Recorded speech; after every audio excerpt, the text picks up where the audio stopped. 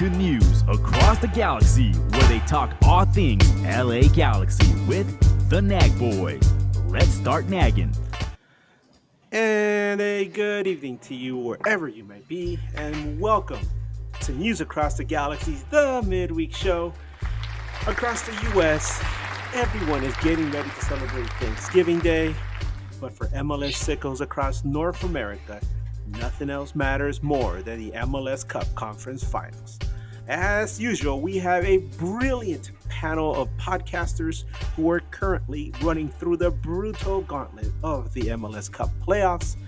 But first, I am your host, Edgar Zuniga, coming at you live from the super secret NAGn Studios pirate ship, currently located off the coast. Which coast? Haha, we're not going to tell you.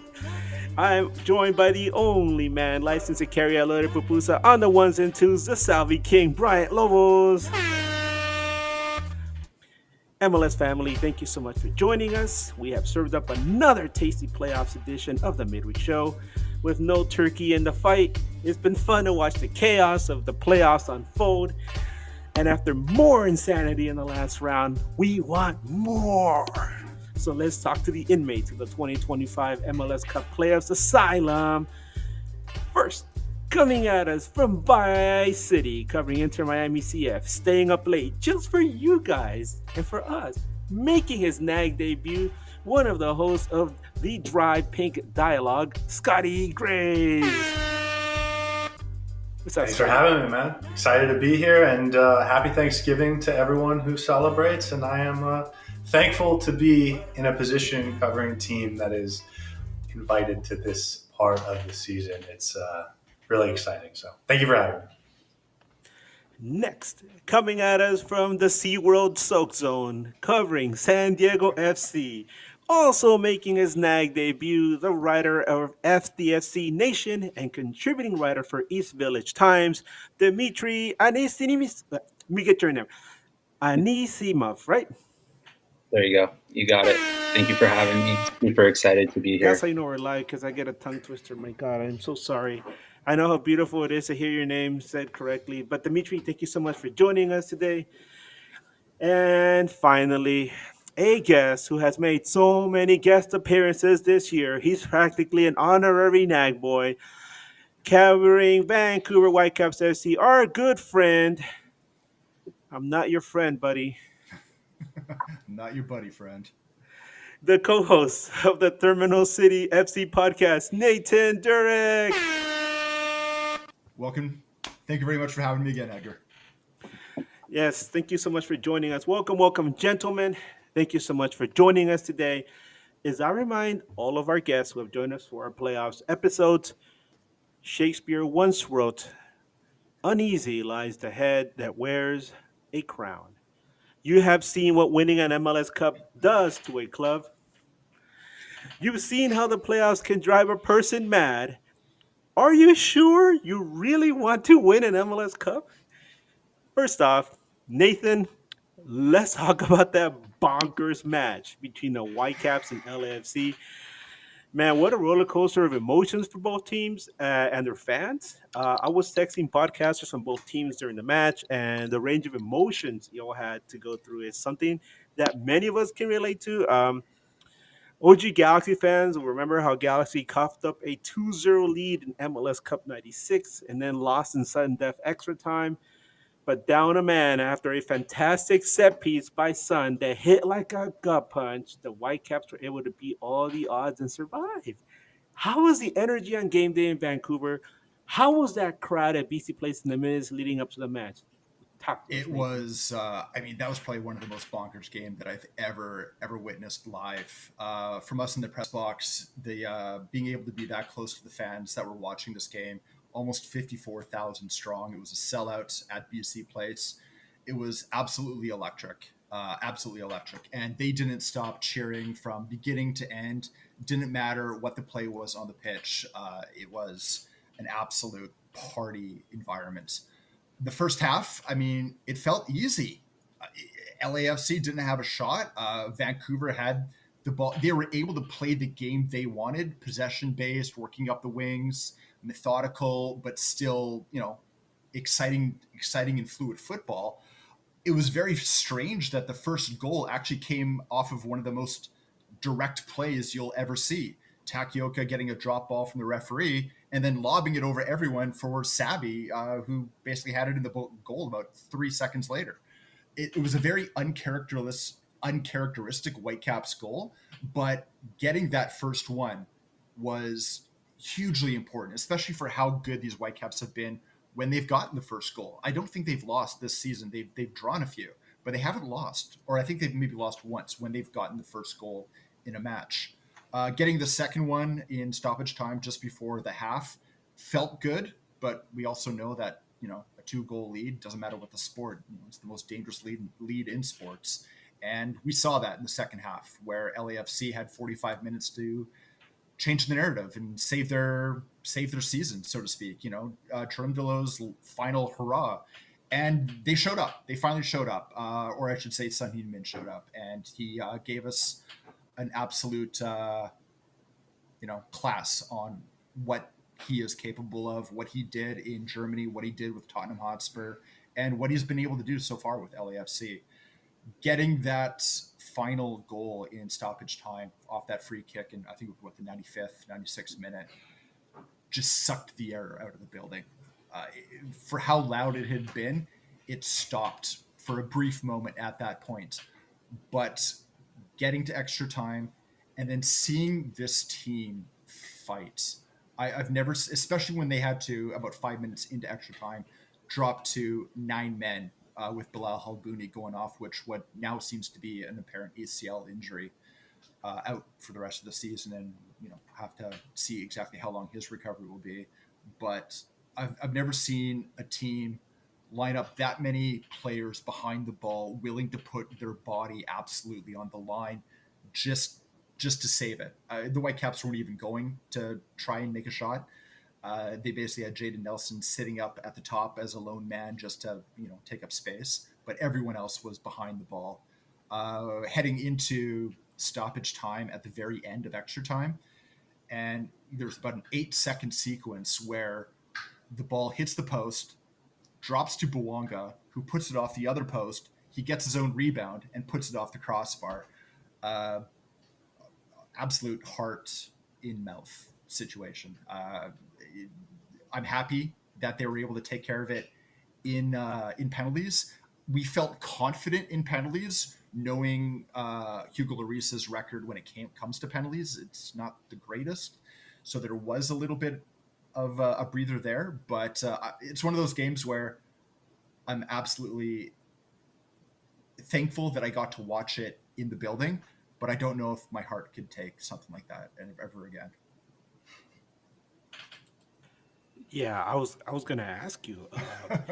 You answered a lot of my questions all at once. I was kind of hoping to lead up to it because watching. I can't help it. I've been spending like the entire week talking about this match to everyone who wants to talk about it, and this I've got the spiel down now. Well, I mean, talk to us about that added time, because my God, like you said, like we all saw it. Like LAFC hit the post like 3 times in 10 seconds. Yeah. And there were so many opportunities that they had to take the lead, and with the man advantage, that would have been like a death knell pretty much for Vancouver. But what was going on? And like, not just with you, but I'm sure in the press box, everybody's supposed to be very professional and very quiet, and you could do a little golf clap, right? A little bit. No, tell us what was the energy like there? You know what? It became one of those situations where you had every single fan cheering a tackle like it was a goal, cheering a save like it was a goal for your team, cheering a clearance out of the 18-yard box like it was, a world-class nutmeg play.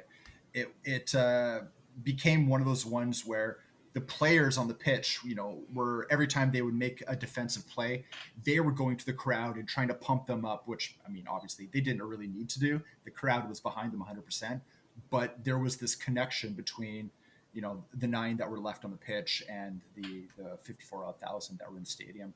It was, it felt like survival. it was pure survival on the part of the players that were left there, of just make it to 120 minutes. That's it. Make it to 120 minutes. You get to penalties, and then who knows what happens. And they did it.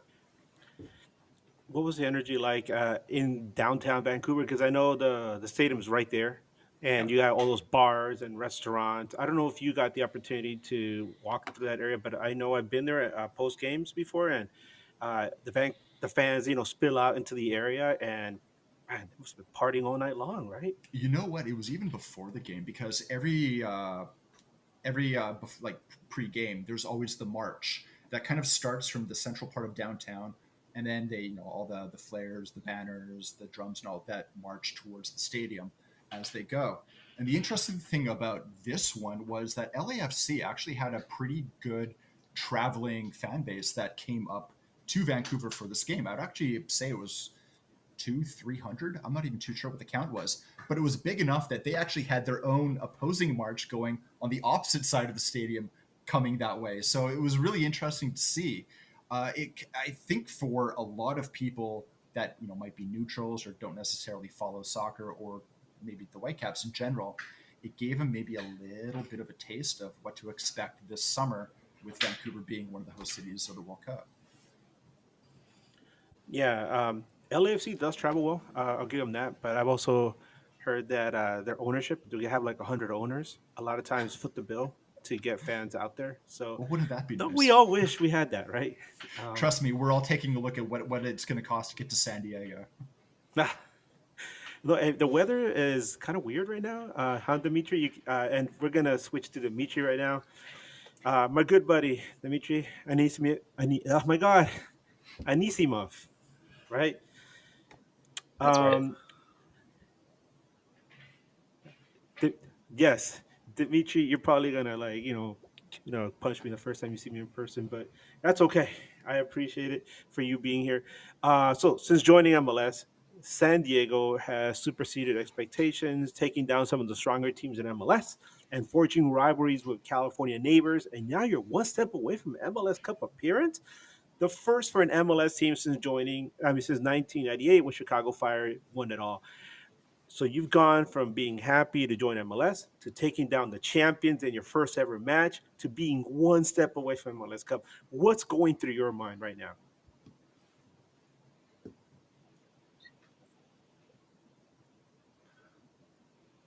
Sorry, I think I might be having a little bit of issues with my mic. I'll try to fix that in a second. But just to answer your question, it's amazing here in San Diego right now. It's a great time to be a San Diego FC fan. It's just, we're all just living a dream. Um, so that's all I can say, really. Yeah, no, but a lot of people have been doubting San Diego all year because at first they were saying, "Oh, it's just a novelty. The team is new. Eventually, they're going to come back down to earth." But every time you hear somebody say that, it looks like San Diego just keeps fighting back, and then there was so much attention placed on Chucky Lozano at the beginning of the season, obviously the face of the club, and then Dreyer, the name Dreyer started being shared among people in the MLS world, and all of a sudden, Chucky is on the outside looking in, and this is Dreyer's club. What transpired there for a lot of people that are not privy to what happened with Chucky Lozano? Can you give us a rundown of how everything went down with him?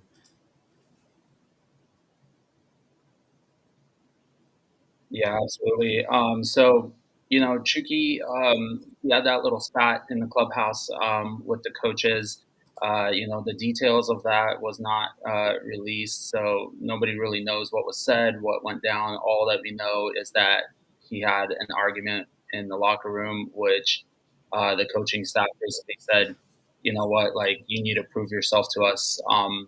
If you ever want to come back on the field again. And that just goes to show that Mike Ibarra is making a huge example of one of your star players, your DP, and basically saying, hey, you know what? Nobody is bigger than a club. I don't care what you bring to our club. Even if it's Anders Dreyer, he's going to have the same sort of standards to go by. Um, And yeah, so ever since then, he's been coming on as a substitute. He missed the game due to that. And he's just been working his way back into the starting 11.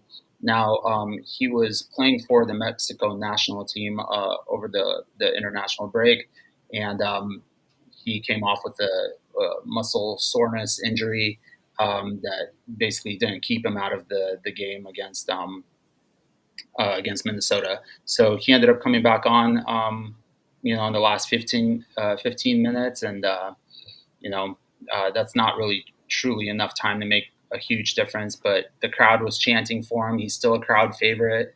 He's still very beloved here. It's just it's kind of unknown what Mikey and the coaching staff are really thinking in the background there. They're not really sharing any details on that, so we're kind of in the dark. Was this a shock to San Diego fans, or was it something that you can kind of see it playing out on the field, like maybe some of the body language, some of the interactions between the players? Yeah, I can't even put my finger on it, man. That's a really tough question. Everybody's been really supportive of him, and you could see him in the post match kind of coming out on the field with everybody and giving everyone hugs and everything like that. So I haven't really seen anything like that, but they're being super supportive of him, and everyone says good things in the post match about him whenever they're asked. So yeah. All right, now let's switch over to the other coast. You never know, a pirate ship might be right off that coast, Scotty. So Inter Miami, right? One step closer, also. Uh, Inter Miami owner David Beckham will tell you that overnight success is not a guarantee in Major League Soccer. Galaxy fans, obviously, we know that, and we've seen that play out with Leo Messi. Now, Inter Miami is actually on the verge of making MLS Cup for the first time. Is this something that you expected when you first joined, or is it something that you're looking at everything playing out and you're thinking to yourself, this is the right time for this to happen?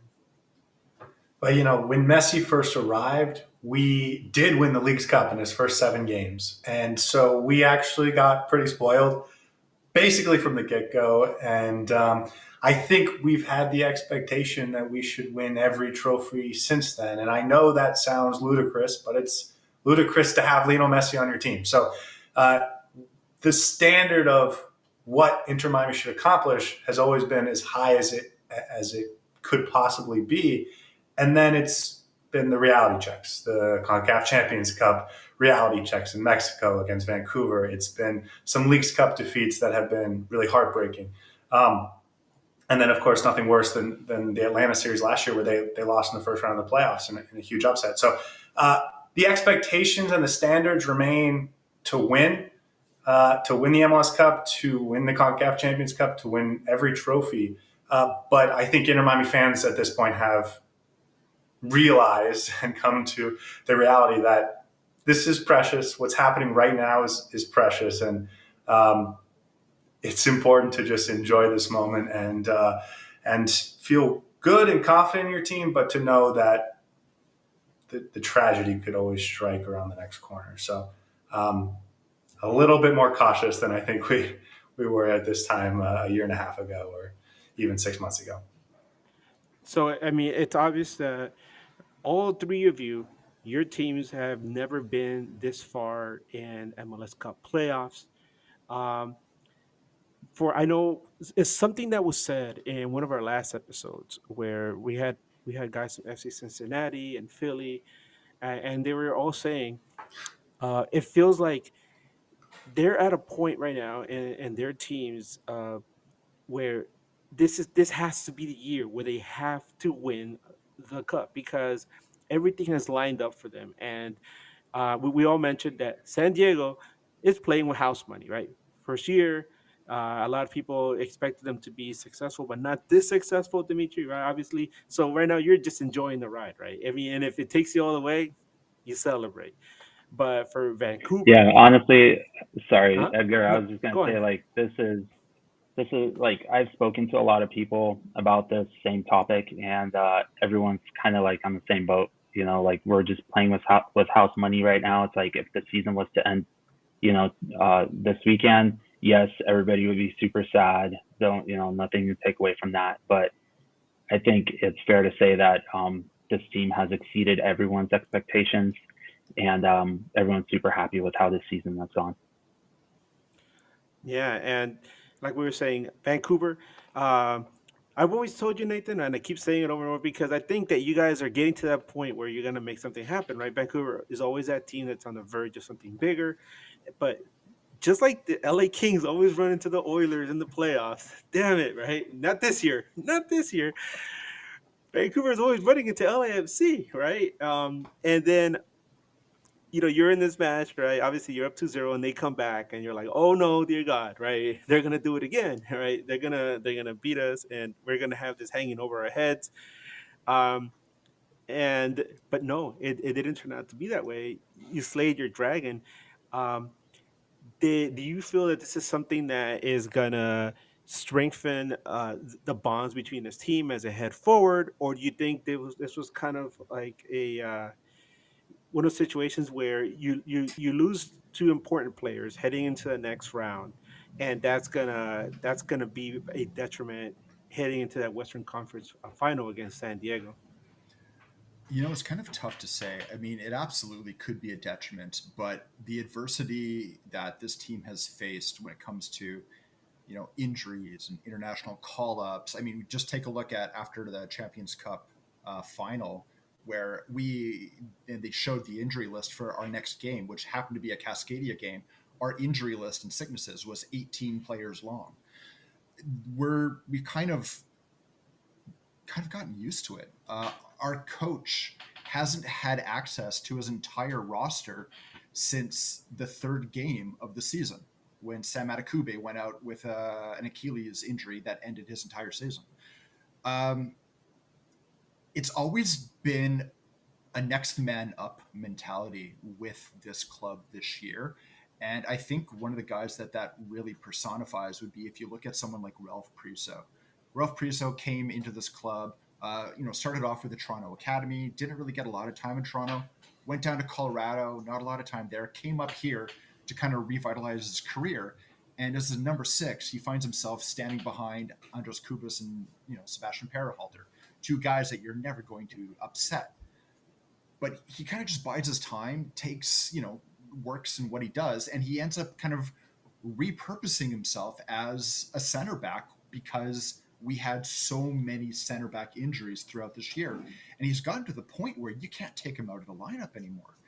He's just one of those guys. I mean, I talked about Sam Adekugbe earlier, and the only guy that we had to replace him was a 19-year-old Tate Johnson, who we had just picked up in the super draft, that we expected, if he gets 400 minutes in a season, that might be great. He ends up starting, I don't know, 3/4 of the games this season. It's just, and that's only 2 guys. I mean, you could name probably 9 players on this team and say they were MVPs of this season for their respective contributions and how well they just improved themselves. It's always felt this year that if someone goes down, there's more than enough ready and very, very willing to step up. It's going to be one of those things that has to be done again, heading down to San Diego, but they'll do it because they've had to do it all season. Yeah, and I have to admit, San Diego is a really difficult team to try to break down. Mikey Varas has done a fantastic job with the club there. I know LA Galaxy had their issues with them from the very beginning. I mean, LA Galaxy had their own issues, right? Let's just get that out of the way. It's a crappy team this year, but San Diego really made it clear from day one that they weren't here to just be there, to watch things happen. They were going to be a protagonist in the season. And there was that clash between Vancouver and San Diego midway through the season, and people were like, "We're going to see now if San Diego is for real." And my God, did they give they gave Vancouver a run for their money. Um, and then once again, they played a second time, and San Diego they put up another good fight. It was a 1-1 draw that we saw. So this next match. I guess it's going to be an opportunity for Vancouver to prove what they can do away from BC Place. And the reason I bring that up is because while San Diego is, like you said, Dimitri, playing with house money, they're new, they're trying, they're forging their own destiny at this point. Meanwhile, Vancouver comes in with that experience that they got from the run to the CONCACAF Champions Cup final and all those matches that they played on the road, especially in Liga MX stadiums, that's got to account for something, right? That experience playing in hostile territory. How do you think that's going to translate to MLS Cup? Because you had the Champions Cup at the start of the season, and then several months later, now you're shifting to a completely different tournament. But can you still count on that, Nathan? What do you think? Yes, I think they can, but I think it's going to be a very different game, especially if we compare it to the last game that LAFC played when they were up here in Vancouver.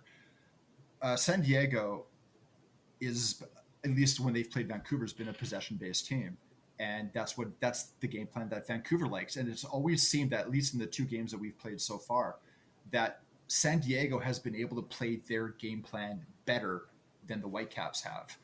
I think they did better when they traveled actually down to Snapdragon Stadium. It was a much more even game.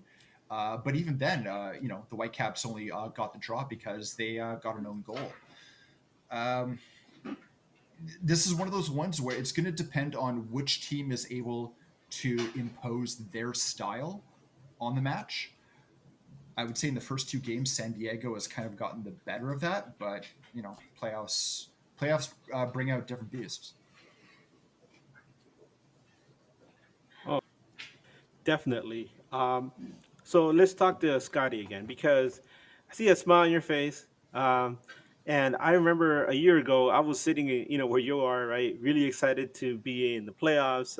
And I people kept asking me like, this has, this team looks pretty solid. You guys, are probably gonna go all the way. And I was like, nah, be quiet, don't say that. We're just happy to be here, and we're pretty humble about it, especially with everything that Galaxy has gone through for the past decade.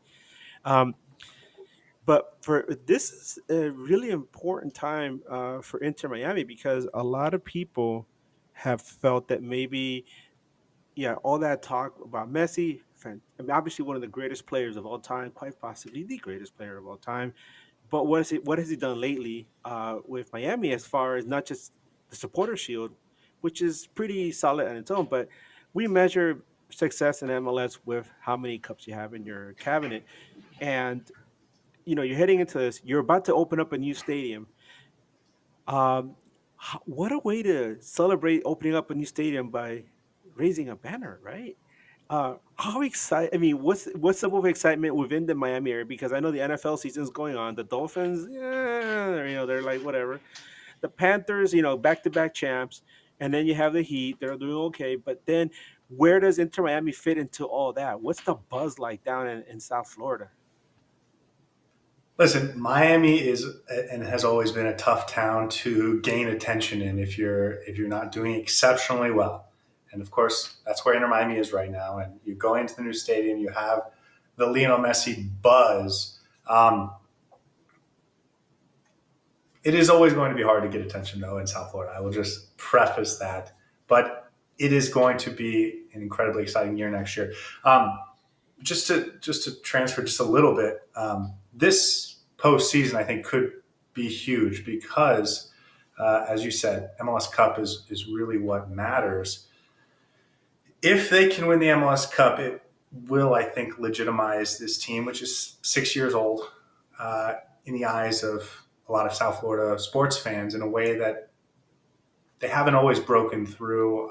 If you're not a soccer fan, you might not understand what a cup game is. You might not understand what supporter shield means, or being top of the table in your conference doesn't mean the same as winning the Super Bowl or winning a national championship or anything like that. So I do think this could be a huge indicator that this is a team to be taken seriously. And listen, the fan base is only grown with some of the players that they brought in and some of the success they've had over the last almost 2.5 years now. So let's get into these games, and I'm gonna do something for you guys that I usually do for LA Galaxy games, and that is give you a referee report. And I know before we came on, I was talking to you guys about the refs because I found out who's refereeing both matches, and I was like, my God. Let's start with you, Scotty, because you guys, you're going up against New York City FC, the Pigeons. You guys got the devil incarnate, John Freeman, a name that is spoken about with hatred and when people spit when they hear his name here in Galaxy Land. Well, since 2020, John Freeman has refereed 95 MLS matches, including the playoffs. Nine of those with Inter Miami, for a record of 5 wins, 2 draws, 2 losses, including 4 wins, 0 draws, and 2 losses at home. He's done 7 of those with New York City FC, 2 wins, 3 draws, and 2 losses, including a record of only 1 win, 0 draws, 3 losses away. His last match of Inter Miami was a 5-2 dismantling of Nashville SC at Geodis Park on October 18th. He handed out 1 yellow to Nashville and 2 to Miami. And just because we know he's petty, his last match with New York City FC was a 1-0 win versus Charlotte FC at Bank of America Stadium in the first leg of the first round of the MLS playoffs. He handed out 5 yellows to the Pigeons, who still managed to win that match. Uh, Thoughts on this? The matchup against New York City FC. I don't think anybody really expected New York City FC to have gotten this far. Um, I know at one point during our playoffs episodes, we mentioned how New York City FC is like sneaky good. Like they kind of snuck up on everyone, and then of course Philly, Curse of the Shield. Scotty, what's your take heading into this match? I mean, are you guys nervous or you feel that confidence? Emotions all over the place. First, I will say there was a 4 to 5 week period where this NYCFC team looked as good as anyone in the MLS in the second half of the season. So I don't think they should be taken lightly. I know they didn't quite reach 60 plus points, but this was an incredibly tough Eastern Conference this year. But they feel like they are that level of a team.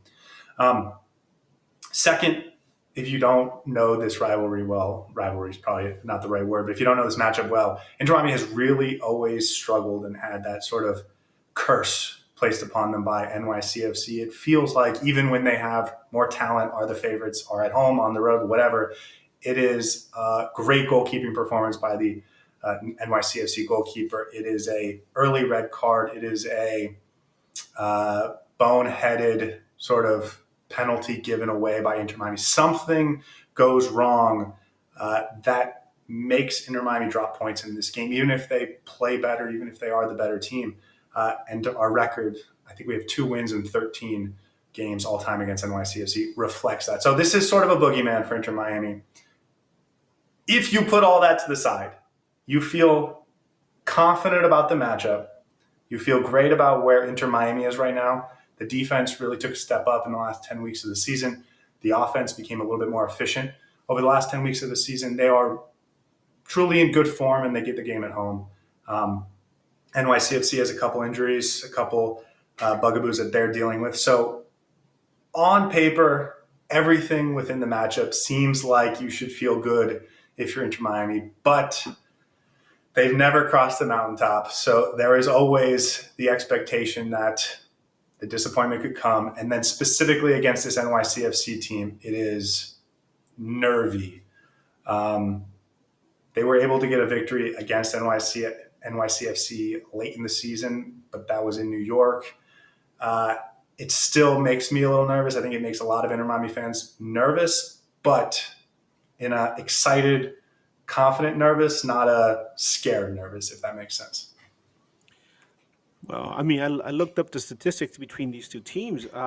You're right. Miami has only beaten them twice in 11 matches all time. Um, but most of those wins uh, were a while back. I know that. I mean, the wins for Miami were earlier when Inter Miami was still new to the league. The last time that New York City FC like beat Miami was more than 2 years ago, 2023 match day three. But like you said, in the last match between these two teams, Miami completely destroyed the Pigeons at Yankee Stadium. Um, so we're this is an opportunity to exercise some demons. I know we we mentioned how Vancouver was able to do it at LAFC when we had our buddy Ivan who covers LAFC on the, last week. He said, we're confident going into that match. There's no way we're going to lose. We always beat these guys. We're going to take them down. He said the same thing about Seattle last year. So Danny from Battered Herons brought that up. He's like, "Hey, wait a minute! Didn't you say the same thing about Seattle last year?" And he's like, "No, no, no. We always have LAFC's number. We're going to take them down. I mean, at Vancouver's number, we're going to take them down." And hey, it happened again. But yeah, this is a interesting match. We're gonna get to the predictions in a bit because I want to get to the other one, and then we can all talk about the both games. So Dimitri, Nathan, you guys have Joe Dickerson. Joe Dickerson, since 2020, has refereed 145 MLS matches, including playoffs.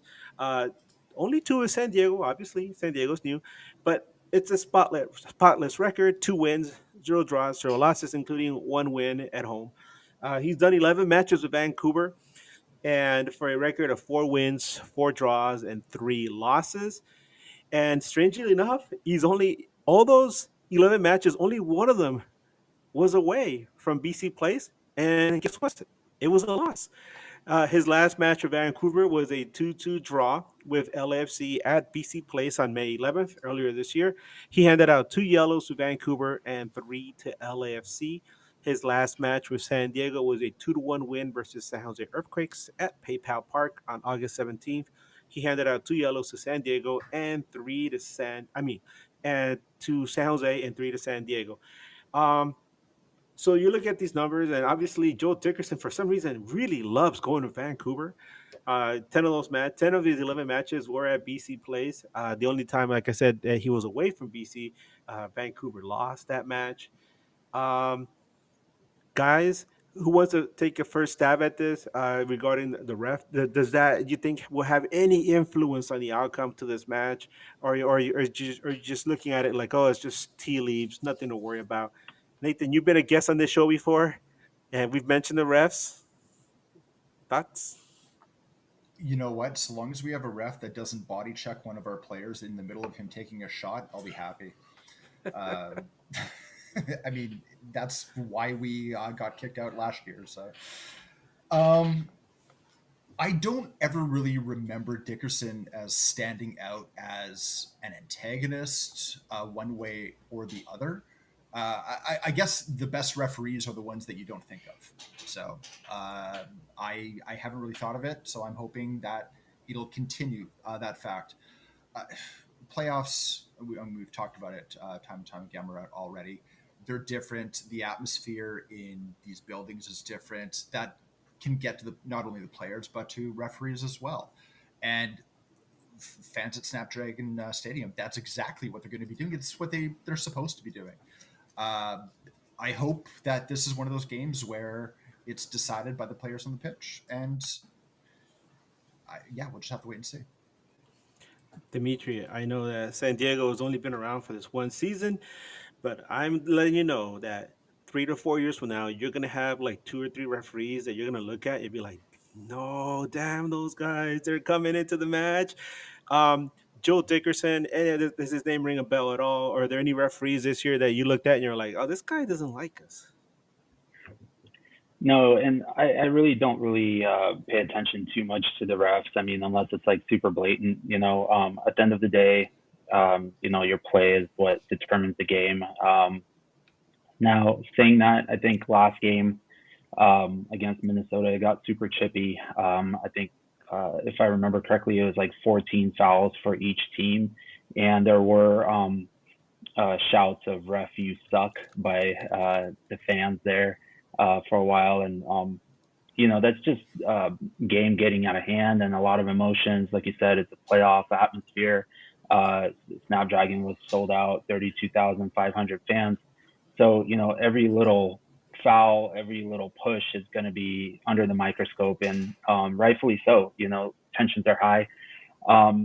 But, to answer your question, I don't really believe that the ref is going to play a huge difference in whatever the outcome's going to be.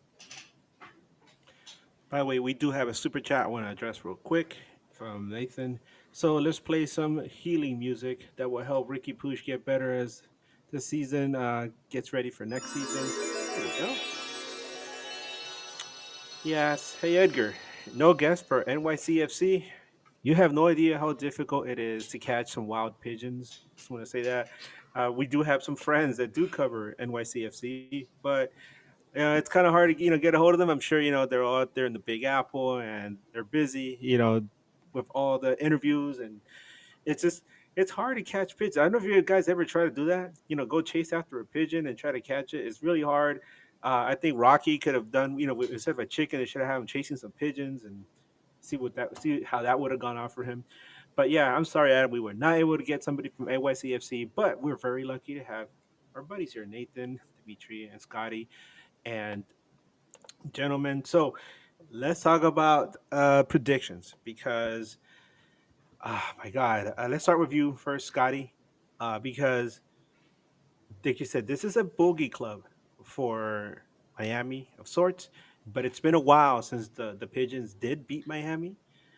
Um, what's your prediction for this match? Well, like I said, I think there's been a lot of draws in there that Inter Miami felt they should have won, and NYCFC was able to get a point.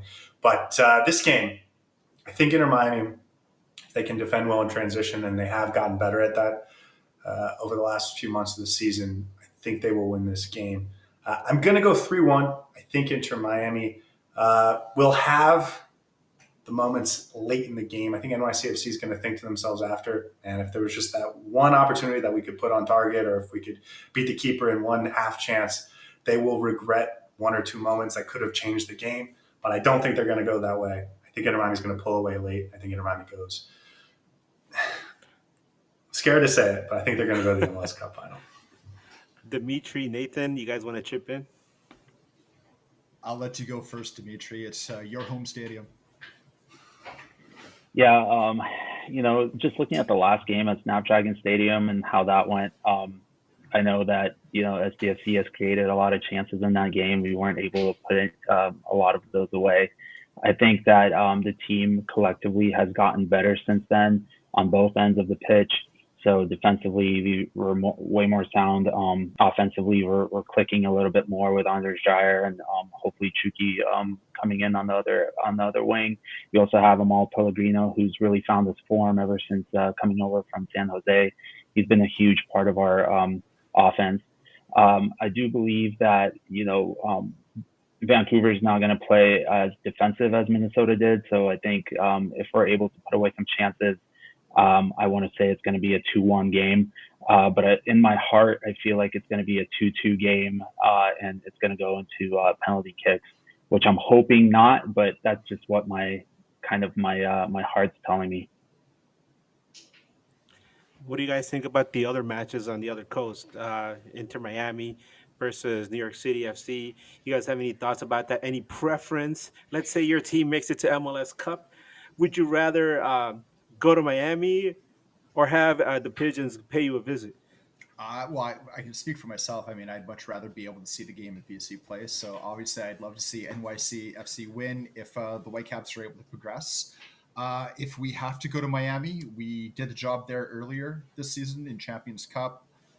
We know that we can do it, but I mean, it's been 8 months or so, 7 months since then. It's completely different season. It's a completely different set of circumstances.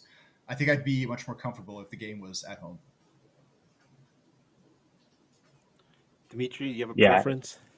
I would love to have NYCFC join us here at Snapdragon Stadium and host the first MLS Cup in our first inaugural season. I mean, talk about a dream scenario, right? Like that is the pinnacle of your first game, first season. If we end up going to Miami, hey, I'll be so thankful and glad that we're there and playing against one of, if not the best players in history of the game. So first choice, New York. second choice Miami. And Scotty, what do you think about the outcome between Vancouver and San Diego? Um, who would you rather face, too? I will say, I really love San Diego as a program. I love their roster build. I love Mikey Varas, and I have since his USU 20 days. Um, my expectation is that Vancouver is going to win the game because I think they are going to outplay San Diego in the midfield, and that Inter Miami will host Vancouver. I would much rather play San Diego. I think it's a shame we didn't get to play you guys in the inaugural season, and I would have loved that opportunity. And I still hope we get it. So I would love to see San Diego go through, possibly my favorite team in the Western Conference. But I think Vancouver will do what they have to do in the midfield to get through. And Nathan, we're going to ask you for the prediction in your match against San Diego. It's a team that has given the Whitecaps a lot of trouble this season. But as we've seen in these playoffs, a lot of teams have taken down some of the teams that have instigated them in the past, like Minnesota taking down Seattle, you guys taking down LAFC. What do you have to say about San Diego? First year, is this the time for Vancouver to finally get that first win? You know what? The one thing I will say that I'm very happy is that you don't have Olowski on your team anymore, because he lit us up in our first ever meeting. I think he had 4 goals by himself. So you take him out of the equation, and this all of a sudden becomes a very different match for us. And we saw that in the second match, which ended up being a draw down in San Diego. You know what? Honestly, I mirror pretty much everything that Dimitri said. It does feel like, in my heart, I do want, obviously, this to finish in regulation time. A 2-1 win is what I feel is most likely. I think it's going to be very hard fought. I think it's going to be very close. I think, like I said before, it's going to be both of these teams wanting to impose their style on the game, and they're such similar styles that only really one team can come out ahead in doing so. If Vancouver somehow is able to get that first goal, then this becomes a very different game. But this is another one that seems to have penalties kind of written all over it. And at that point, it's anyone's game. I will say this, though. I think in the last 8 times that the Whitecaps have gone to penalties, they've won 6 of them. So I'm hoping. Wow, that's pretty good. We do have another super chat. And any of you guys can jump in and answer this question if you want. Obviously, Scotty, you guys have dealt with the pigeon before. Adam, thank you so much for the super chat. Adam asks, are there any strengths of NYCFC that you guys think Inter Miami will have trouble with? Well, I think that them hitting in transition is going to be the key for them. Fernandez, who they got in the summer window, has been fantastic. And I think if he can have that moment of magic, especially early in the game, could shift everything.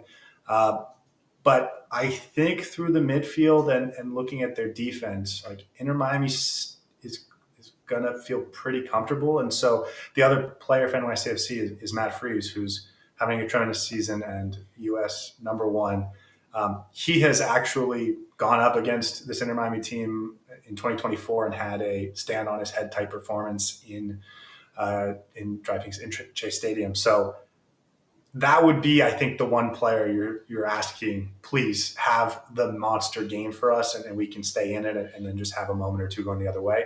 But over the course of 90 minutes, I feel good about Miami outplaying NYCFC, but it's always a game of moments and chances taken or missed. So Matt Freese could have a huge impact, and then Nico Fernandez is the guy for them, I think, to score the goal. All right. We have another super chat over here. We really appreciate it. Let's hear some of that healing music for Ricky Puja's knee. It's going to happen. He's coming back soon, and everyone's going to be on point. All right. Steven Ma, our good friend Steven Ma, man, we miss seeing you after games. Being a Korean Galaxy fan is great this week. LAFC loses. Sun had an amazing game and can get some rest while in great form. that YP Lee Whitecaps jersey gave me some good luck. YP Nathan? Lee is a good name that we definitely know up here in Vancouver when he had joined us kind of at the end of his career. He actually offered to speak to us earlier last week and kind of talk about Son and what he's seen throughout not only his career with Tottenham but with LAFC and also with the South Korean national team as well. So it was really fun to kind of get to see him again after so many years of him being retired. Oh, by the way, here, I don't want to seem kind of biased, so I'm going to take my Vancouver cup and spill it over into my Charlotte cup over here. There we go. There we go. Is that better? Is that better for you, Dimitri? Yeah, I was gonna say what's up with that, Edgar. In my heart, I know where you stand, Edgar. Yeah, I've been to Vancouver a couple of times. I really love the stadium, the atmosphere. Everybody was cool. I have not been to Snapdragon yet. I think if I get the chance to, I'll definitely go. But we're looking forward to next season and seeing how that works out for us. But so, gentlemen, see you got a little Charlotte cup there. So there's no bias here. On this side. But I will say that a lot of Galaxy fans have been following the Whitecaps through the entire season. I remember during the Champions Cup and the prelude to our match against my guy Herediano, we were following the match with Vancouver that evening. I think it was against Monterrey, right? Yeah. And I remember at the very end, when Vancouver came back, because my God, it looked like Monterrey was going to win that match. And Vancouver came back, and I think you guys got a draw in the very end, right? That was the one that Tristan Blackman came out of nowhere and tapped one in stoppage time, right? Yeah, that was it. And I remember, and I was sitting with LA Riot Squad, and everybody there was following up to getting the match on their phones, and you could hear everybody go, "Yeah, go Caps!" Everybody was happy, and we're like, "Oh, wow." So a lot of people here have been following the Whitecaps. I know that the rivalry with San Diego got kind of testy in the middle of the season. So a lot of Galaxy fans are definitely probably pushing for Vancouver to win this match. As far as my prediction for this game, I don't know. I think it's gonna the the field conditions I think are going to play a part in this match because you have Vancouver obviously playing their matches on artificial turf. That's something that you're used to, right? Playing on artificial turf, and then you go down to Snapdragon. Dimitri, you could probably talk about the field conditions at Snapdragon aren't exactly the best. I mean, it's the first year that this team is being run, so obviously there's some learning. There's some things that are being learned along the way. You share the stadium with San Diego State University, and so I know that it rained last weekend. I mean, it rained all of last week, and then you had the match with San Diego State, and then you had one day to get that field ready. What's the condition of the field going to be for this match against Vancouver, and do you think it's going to play a part in this? Yeah, so everything that I've heard, this week and ever since the game, is that they're completely removing the pitch and bringing in a brand new grass and just completely redoing it. You're right. We share the stadium with San Diego State football. As you know, football tears the grass up. I mean, the pitch played a huge role in the game against Minnesota. In the post match, Pablo Cisniega, our keeper, spoke about how he slipped and was down for a little while with the apparent injury because he couldn't get traction on the turf or on the pitch. And then our captain Yepe Tverskov also was very vocal about how different the ball movement felt. So, I think the grounds crew and everybody associated with the club definitely heard the concerns, and it looked really ugly on TV. I know that because of all the hash marks and everything like that from left over from football.